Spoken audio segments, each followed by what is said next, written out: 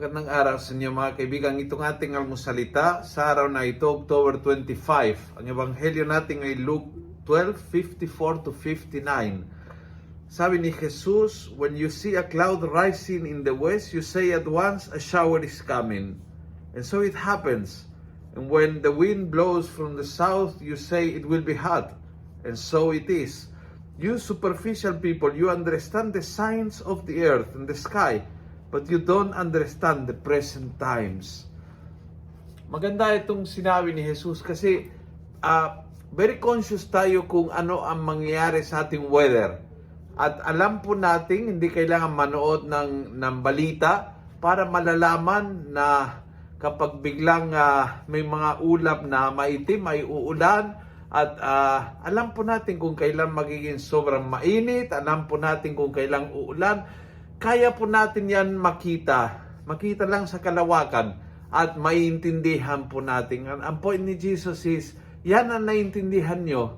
Ang galaw ng Diyos, ang gusto ng Diyos, ang plano ng Diyos, ang nangyayari, ang ginagawa ng Diyos, hindi nyo naiintindihan. Why do you put so much attention sa mga bagay na kaya niyong unawain, pero hindi nyo binigyan pansin ng mga bagay na ay lalong mahalaga, na ay lalong importante, at na kaya din mauunawain kung kayo ay nagdarasal, nagninilay, nagdi-discern, nagkikilatis.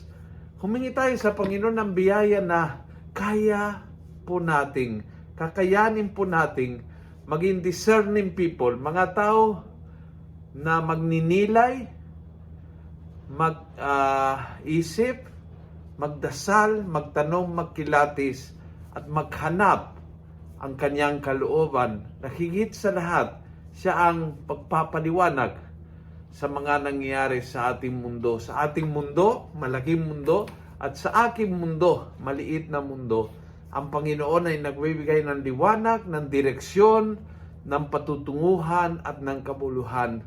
Hanapin lang. Iyon ang hinihingi ni Jesus.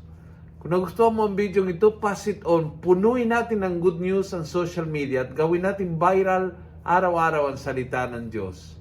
And God bless.